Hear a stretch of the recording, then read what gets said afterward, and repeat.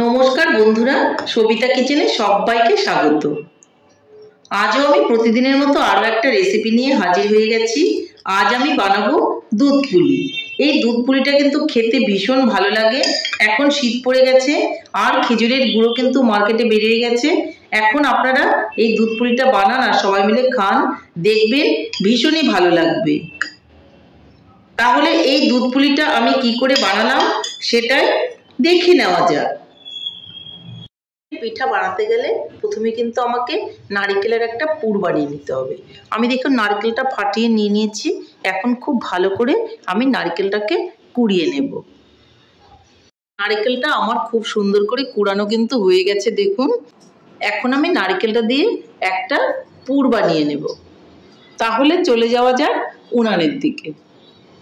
এদিকে একটা কড়াইয়ে আমি নারকেল কোড়াটা বসিয়ে দিয়েছি। এর মধ্যে কিছুটা খেজুর গুড় দিয়ে দিব। গুড়টা একটু বেশি করে দেব। মিষ্টিটা একটু বেশি হলে নারকেলের পুরটা খুব ভালো হবে। এখন আমি একটু ভালো করে নেড়ে চেড়ে দেব। নেড়ে চেড়ে এটা কিন্তু আমি খুব সুন্দর করে বানিয়ে নেব।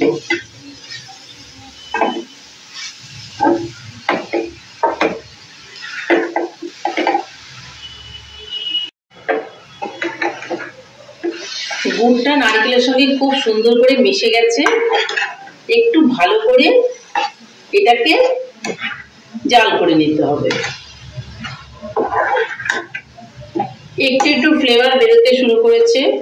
গুড়টা যখন পাক হয়ে যাবে তখন খুবই সুন্দর একটা গন্ধ ছাড়বে। এটাকে আমার আরো বানিয়ে নিতে হবে।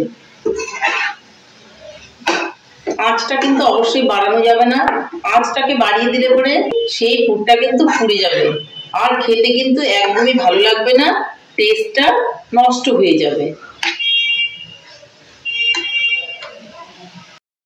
পুরটা থেকে কিন্তু খুব সুন্দর একটা গন্ধ বেরোচ্ছে, মানে পুরটা কিন্তু আমার হয়ে এসছে। আরো একটুখানি নেড়ে চেড়ে আমি এটাকে নামিয়ে দেবো।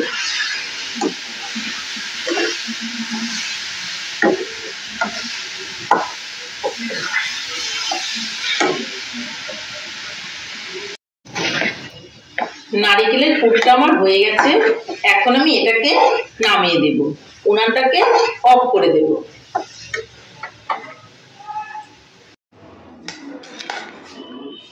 পুরটাকে আমি নামিয়ে নেব।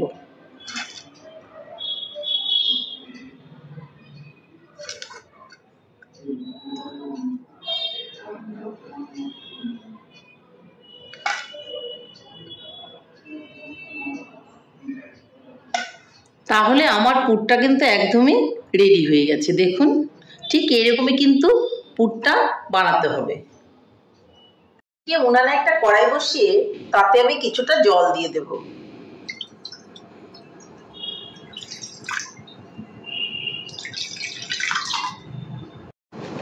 জলের মধ্যে আমি দিয়ে দিব সামান্য একটু লবণ। দিয়ে দেব একটু সাদা তেল।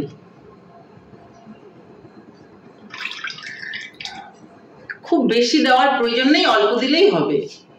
জলটা গরম হয়ে গেলে এতে আমি দিয়ে দিব চালের গুঁড়ো। দুজন হলে খুবই ভালো হয়। যদি আপনি একা থাকেন তাহলে এক হাতে নাড়বেন আর এক হাতে চালের গুঁড়োগুলো দেবেন। না নাড়লে কিন্তু গুঁড়োগুলো দলা পাকিয়ে যাবে।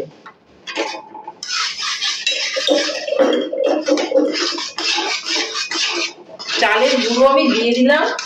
এখন এর মধ্যে দিয়ে দিব অল্প করে ময়দা।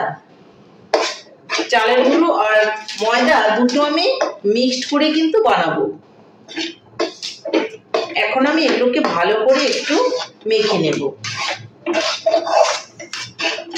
দেখুন কিরকম দলা পাকিয়ে আসছে।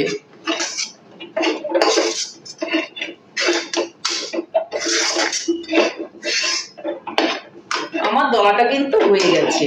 এখন আমি উনানটাকে অফ করে দেব আর এটাকে কিন্তু আমি একটা পাত্রের মধ্যে নামিয়ে নেব।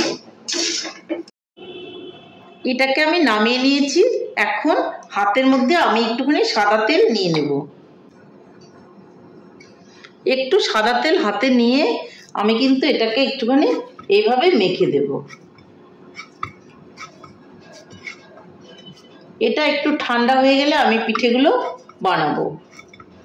এটা যেন শক্ত হয়ে না যায় উপর থেকে, তার জন্য কিন্তু আমি একটা সাদা কাপড় ভিজিয়ে নিয়েছি।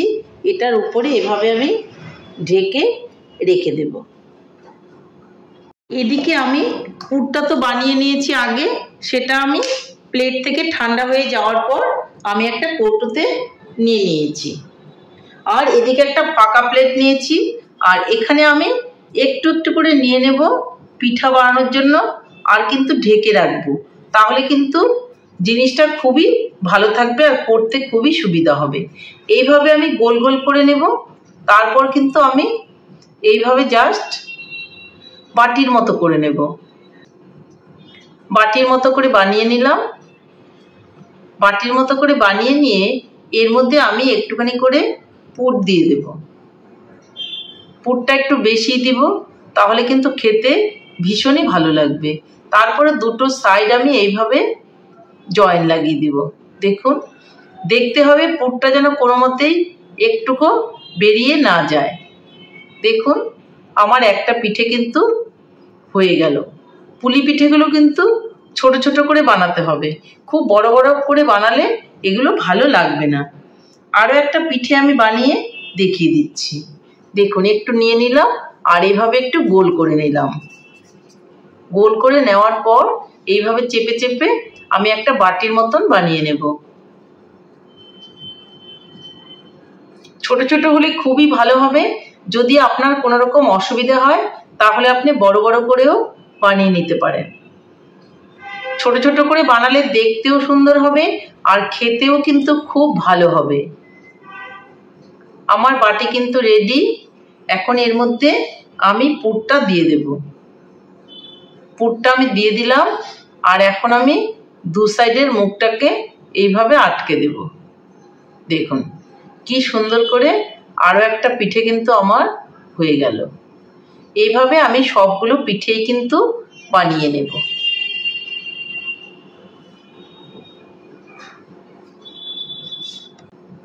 দেখুন, হাতে একটুখানি নিয়ে নিলাম।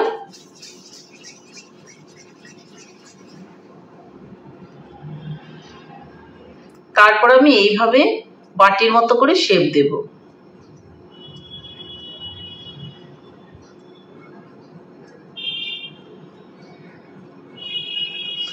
হাতে যদি এভাবে লেগে আসে একটু চালের গুঁড়ো নিয়ে নেবেন, তাহলে কিন্তু পিঠেটা বানাতে ভীষণই সুবিধা হবে। আবারও একটুখানি পুর দিয়ে দেবো আমি ভিতরে।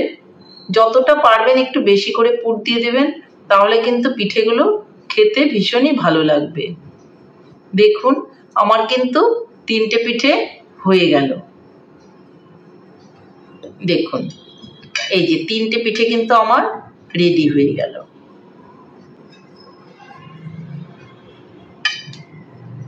আপনিও এইভাবে বাড়িতে বানান, দেখবেন ভালো লাগবে।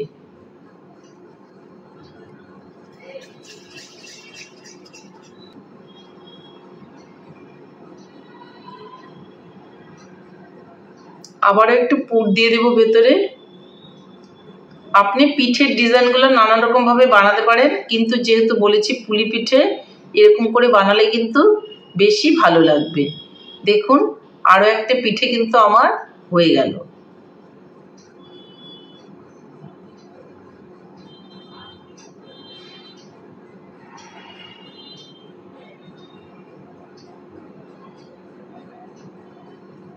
দেখুন, এই পিঠেটাও আমার রেডি।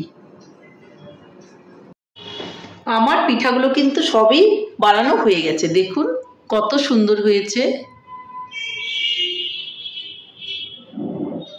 কত সুন্দর হয়েছে দেখুন। তাহলে এখন আমি চলে যাচ্ছি নেক্সট স্টেপে।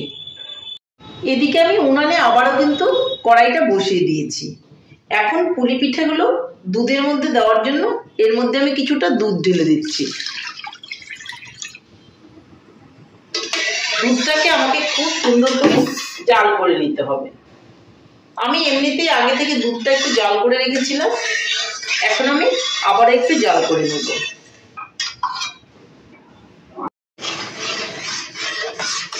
দুধের থেকে ভালো সেন্ট বেরোনোর জন্য এর মধ্যে দিয়ে দিচ্ছি 2টো এলাচ আর একটা তেজপাতা।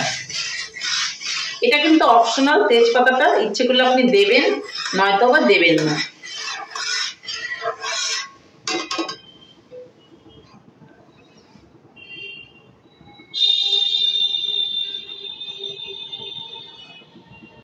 দুধটা কিন্তু উতাল এসে গেছে, দেখুন। আমি আগে থেকে একটু ঘন করে জাল করে রেখেছিলাম, এখন আবারও একটু জাল করে নিচ্ছি।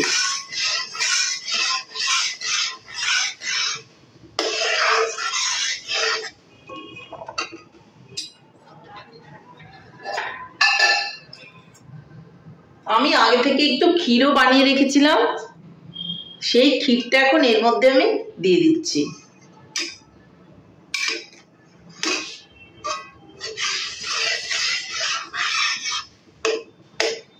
ক্ষীরটা আগে থেকে বানানো থাকলে যখন আপনি পিঠেটা বানাবেন দুধটা ঘন করতে কিন্তু খুব একটা টাইম লাগবে না। দেখুন কত তাড়াতাড়ি আমার দুধটা কিন্তু ক্ষীর হয়ে গেল। ক্ষীরটা আমি শুকনো করে রেখেছিলাম, আপনারা ইচ্ছা করলে একটু লুজ করেও করে রাখতে পারেন। দুধটা আমার হয়ে গেছে, এখন আমি এর মধ্যে একটা একটা করে এই পুলি পিঠেগুলো ছেড়ে দেব।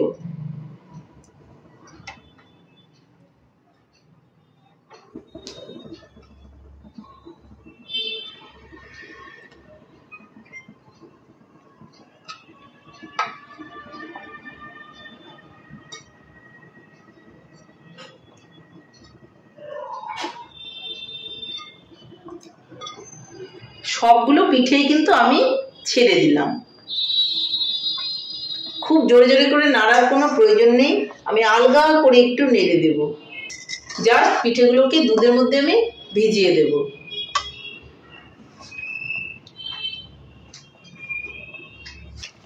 এখন আমি এর মধ্যে গুড় দিয়ে দেব, খেজুরের গুড়। দেখুন খুবই নরম এবং ভীষণই ভালো গুড়টা, সেই গুড়টা আমি আমার প্রয়োজন মতো মিষ্টি দিয়ে দেব।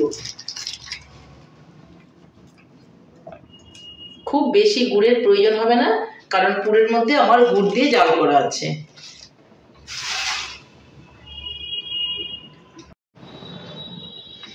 এই পিঠেগুলো কিন্তু নাড়াচাড়া করলেও কিন্তু ভেঙে যাবে না, খুব সুন্দরভাবে দেখুন পিঠেগুলো সমস্তই কিন্তু আস্তই আছে।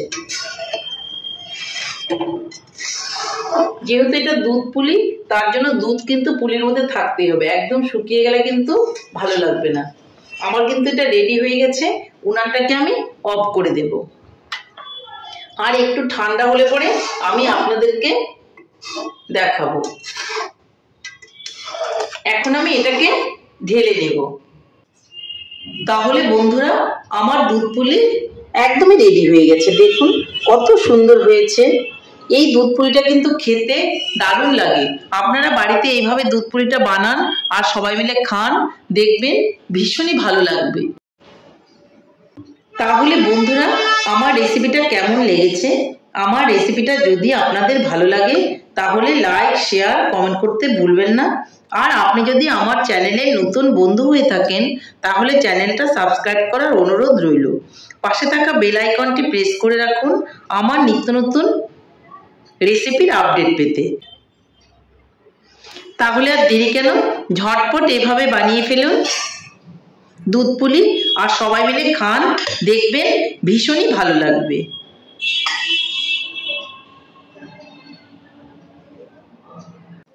নমস্কার, ভালো থাকবেন, সুস্থ থাকবেন। আবার দেখা হবে আরো একটি রেসিপির সঙ্গে।